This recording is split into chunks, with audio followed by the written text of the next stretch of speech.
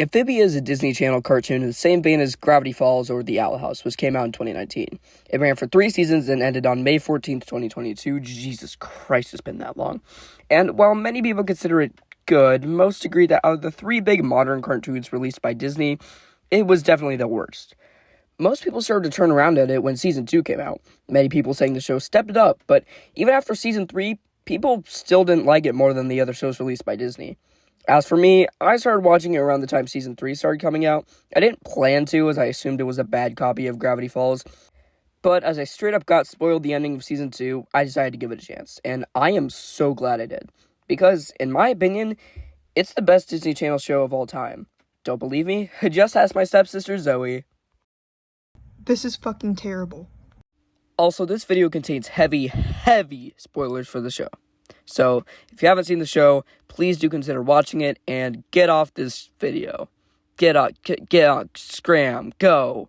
I don't know what I'm doing anymore, God. First, we'll go over what complaints and general opinions I have about it. Then we'll go over each season and what I like about them. Then finally, the overall retrospective on the series. Although I use the word retrospective very lightly because this whole video is a retrospective. And all my retrospectives will be structured in this way where we do complaints, consensus, then season and episode ranking. Although this time we won't do episode ranking because that's gonna be in a different video altogether. And then an overall final retrospective. Anyways, on to the first part. Even though on Rotten Tomatoes all 3 seasons are consistently around 85%, taking a look on YouTube tells another story. Oh wait, people are actually talking about how good it is. Huh. Well, let's take it back to Season 1, back when people, just like me, didn't really care about the show. Like, at all. However, after Season 2 is where people slowly realized, wait a second, this is actually pretty good. But even after the final season came to a close, quite a lot of people still considered it not as good as Gravity Falls or The Owl House. While that was a pretty short segment, I promise the others will be much longer. So let's get to the season overviews. Season 1 started off pretty great, actually. I still really liked the first episode, and the next couple did a good job at establishing what we need to know. Then it got a little bad. Season 1 as a whole was very mixed. It had some great episodes and some okay episodes. The comedy can be amazing. I don't feel safe. Or mediocre. And for how fun some of the episodes are, I kind of feel like the first season, for the most part, was kind of filler. That was, of course, until the halfway point. The mid-season finale. Toad Tax and Prison Break. These episodes were great. Despite the mixed first half, these were great episodes that furthered the plot amazingly while standing alone as pretty well-written episodes. The second half of the season, of course, didn't have the quite level of quality as the mid-season finale, but still definitely held up compared to the first half. Snow Day, Civil War, and Groundhog Day I especially liked. And then we get to the Season 1 finale. Wow. The previous episode was pretty good and ended on a great cliffhanger that built a ton of excitement for the true finale, Reunion. Wow, this finale was great. Sasha provides a great representation of toxic friends that I feel like hasn't been shown a lot in kids' media, and provides a nice lesson for them while still being a good character that you can believe is trying her best to be a good person. Grime works well as the first antagonist, and the tension and lighting in this episode in particular elevates it flawlessly.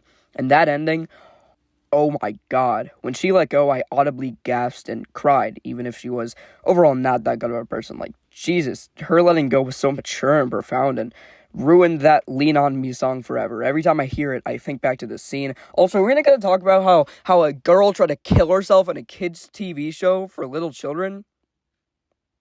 The finale proved that even though most of the season was hit or miss, Matt Brawley is very talented. I mean, he did direct that Big Henry scene from Gravity Falls, and that was a masterpiece.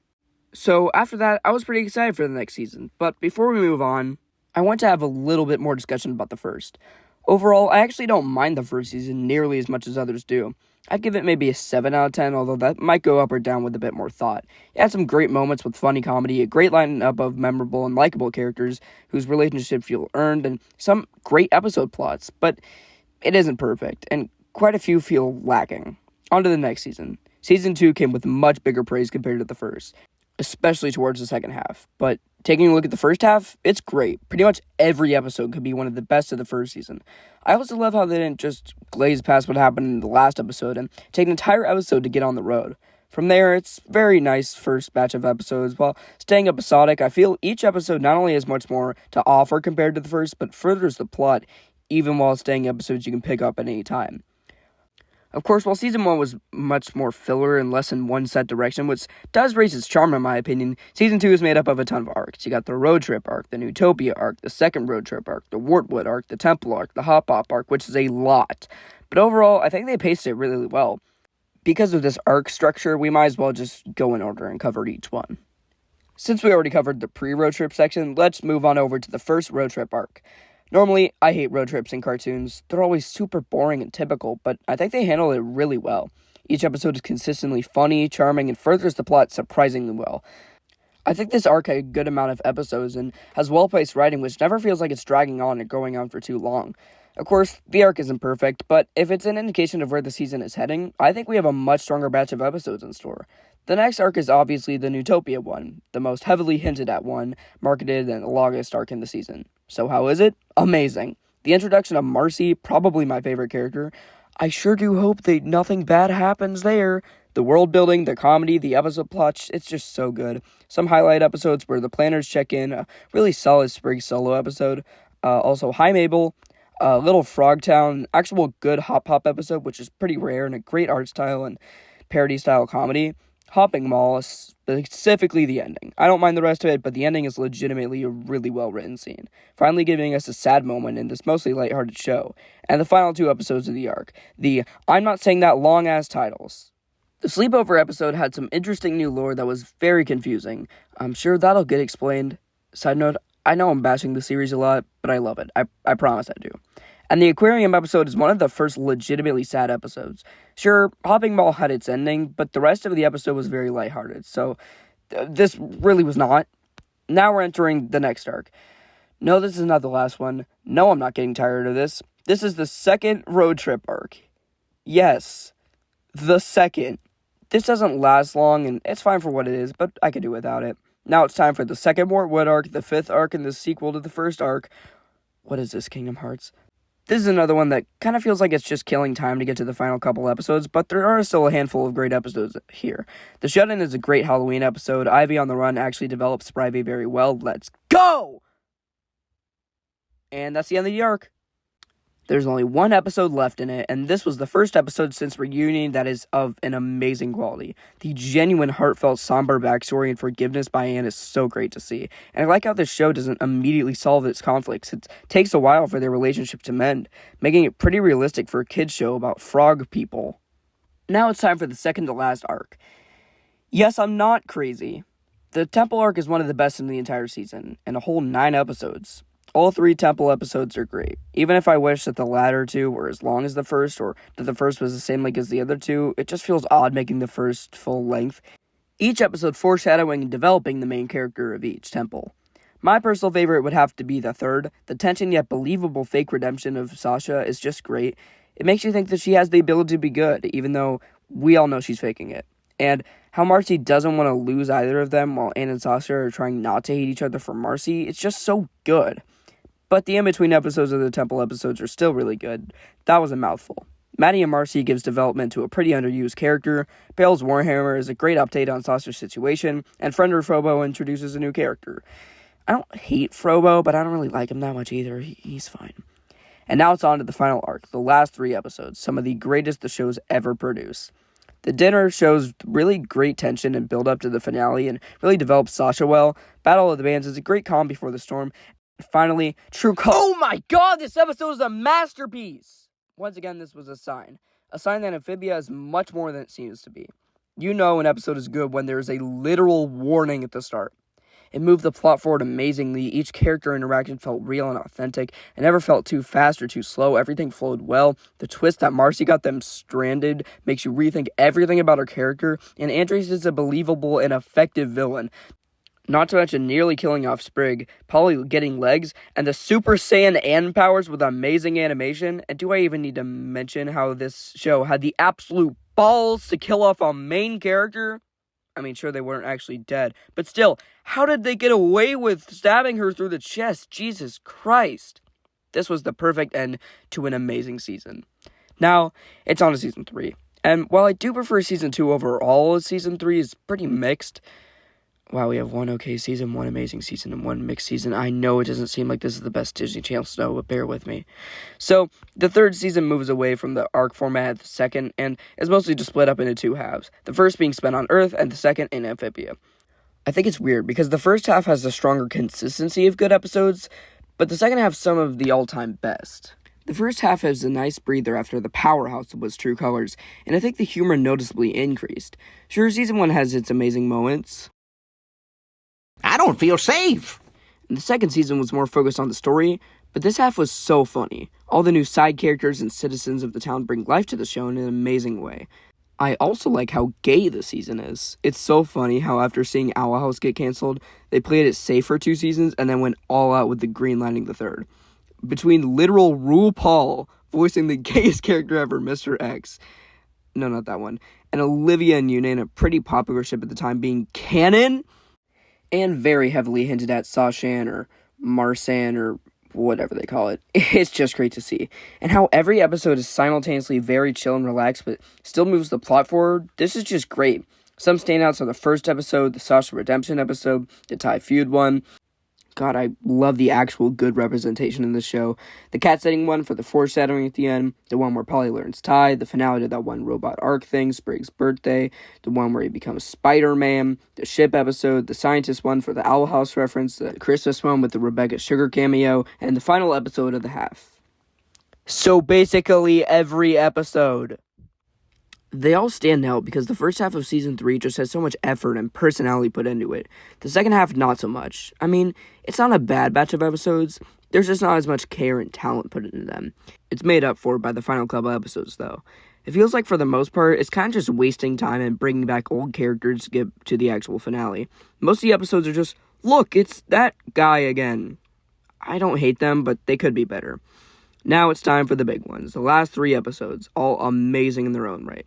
Beginning of the End shows just how risky Amphibia was with Disney. They were willing to have a full-out war in a kids' cartoon. But the final 2 episodes are really where things get incredible. I watched All In right when it premiered, and I was legitimately blown away. This really feels like a whole Amphibia movie. With the animation quality increased, the writing was really good, the story felt almost peak in a way, and the whole thing felt like Amphibia's own weird Mageddon. And it serves its purpose so well. I had no idea how it could get better after this. It still did, though. The Hardest Thing might be the best Disney Channel episode ever aired. It's a masterpiece in almost every possible way. It blew me away unbelievably well. The best writing, the best story, the best character moments, and one of the saddest but hardest-hitting endings from a cartoon. If it seems like I'm not talking much about these episodes, it's mostly because there's an upcoming video where I rank all of them, so I'll go into more detail there. But one thing I have to talk about, and one of the main reasons that this is a masterpiece of an episode, is the ending itself. After the pretty heartfelt sacrifice from Anne, which, even if it was a fake out, still felt well done, we get to the final couple scenes, which I think are the best way the show could end. The fact that Anne doesn't get to stay in Amphibia, and she has to really say goodbye forever, is so sad but so interesting. A bittersweet ending is perfect for this show, all about having to move on from things. From Marcy having to learn to move on from her own friends, to Sasha having to learn to move on from her old bad self. The show needed something to tell people that, hey, nothing lasts forever, but goodbyes aren't always a bad thing. The scene itself where Anne says goodbye is so moving, and I'll admit I cried a bit at it. And the aftermath is just as good. Getting to see every character's story pay off in a funny way is beautiful and amazing. Plus, the fact that Sasha and Anne drifted apart in high school just adds so much. It shows that even after going through so much together, people change, but that doesn't mean that they still don't have each other's backs. The ending shot of the 3 drinks is so good. Everything about this finale is so good, I just love it. What they managed to accomplish in 20 minutes is a marvel. So yeah, that's Amphibia. But I'm not done yet. You might be wondering, oh, if you don't like a majority of Season 1 and think a large majority of the show is very mixed, how is it your favorite Disney Channel show? Well, the truth is, despite the fact that Gravity Falls or The Owl House is more consistently good, I think Amphibia just has much higher highs. Sure, it is still more mixed, and it does have some moments that aren't the best, but to be honest, I don't hate any of the show. Even my least favorite episodes are just kind of regular kids' TV show episodes. The low parts of Season 1 still have charm and passion and good characters, even if the story wasn't as well made. It's still a good season. That plus season 2 and 3, Amphibia is just a better overall than the other shows. One thing I think Amphibia did much better than the others is emotions. Every character is fleshed out and realistic with many flaws, but still, that's what makes them human. Or a frog person, I guess. The show made me cry so many times. Something that, to be honest, no other cartoon could make me do. Not to mention the legitimate masterpiece of a finale that has a very strong emotional send-off to the story. One that doesn't cheapen out with a happy ending, but a bittersweet reality that shows that even if these characters never see each other again, they still have amazing memories of each other. This is a pretty realistic ending for a kid's show, and besides this ending, there's still plenty of heartbreaking, extremely well-written parts, such as Anne and Sasha's fight, Sasha's attempted suicide, Hop Hop's apology, Sprig's confession to Anne, Marcy getting stabbed in the chest, and superpowers, Sprig being almost killed. Actually, no, just the entire episode of True Colors, Anne reuniting with her parents, Anne returning to Amphibia, and the last 3 episodes.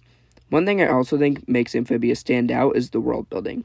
Sure, Alice did a good job of giving good arcs to specific characters, but besides a couple background characters, I don't really know anyone in the Boiling Isles. Gravity Falls did a good job of showing the people inside the town, but not really anyone outside the town.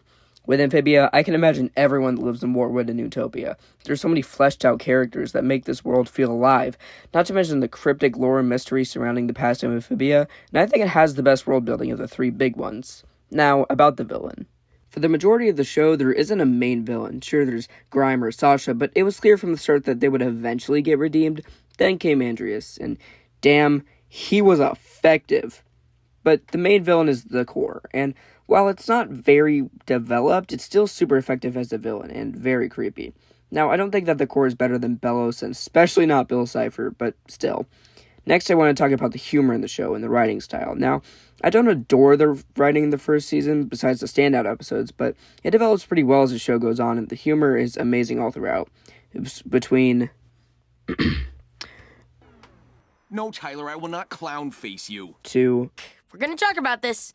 To... Hung him? I hardly know him. To... Killed a man, Hop Hop. To... The fucking... I'm a tooth, that's the truth, and then everybody fucking dies. To, we're not anarchists. I am. That's a terrible Hop Pop impression. To, I sorta look forward to it. To, I'ma push it. Bop. I can't do these characters. This little one, I'm not sure if you know it, it's actually one of my favorite jokes. So it's, I don't feel, the humor is incredible, on the same level as Gravity Falls. Finally, let's talk about the art style. Even though the characters themselves aren't as detailed as others, the world they live in is so alive in detail, and there's so many gorgeous set pieces or smooth animation moments. It's just an amazing art style, and you can definitely see how amazing it is by watching the final battle. Just wonderful. Well, that's all I have to talk about. And even though I know most people don't agree, I personally think that Amphibia is the best Disney cartoon ever made. It is a timeless show with an amazing story, wonderful characters, and made by one of the greatest creators of our time, Matt Braley. So yeah, hopefully I convinced at least one of you to give Amphibia another chance. See you later. Also, is anyone gonna talk about how Sylvia is Ivy's grandma? Cause like Sprig's dating Ivy, and Hop Pop's dating Sylvia. Like, if Hop Pop, married Sylvia, that would make Sprig and Ivy, step-siblings, right? I don't feel safe. Thank you guys so much for watching this video. This was the first of a very, very, very, very long series I'm planning to do of retrospectives where, I take a movie or a game or a TV show and I sort of just retrospective it, go through absolutely everything, rank all the episodes, rank the seasons. Wait, I forgot to rank the seasons. Okay, halt intro. So at the bottom is season 1. I still really like season 1. I'd give it a 7.8. It's actually pretty good. But there's just a lot of bad moments in it. Number 2, I'm gonna have to go season 3. The first half is really, really good. The second half kind of sucked, but the ending made up for it. And number 1, season 2, there isn't a single bad episode in it. Alright, now back to the intro. Back to the outro. This is probably gonna take me a while. And this was actually probably going to be the shortest retrospective because all the other ones I'm going to actually rank the episodes. But once again, I'm ranking these episodes as well as some other episodes of other shows in an upcoming video. I won't say too much about it, but it should be coming out sometime in the next couple of months. I don't know. I'm sure it's planned somewhere soon. But anyways, yeah. Thank you guys so much for watching. Please rewatch Amphibia if you guys don't like it. It's fine if you don't like it, but like I seriously recommend rewatching it. It's so underrated. And honestly, probably one of my favorite cartoons of all time, period. Alright, bye guys. Wish me luck editing this.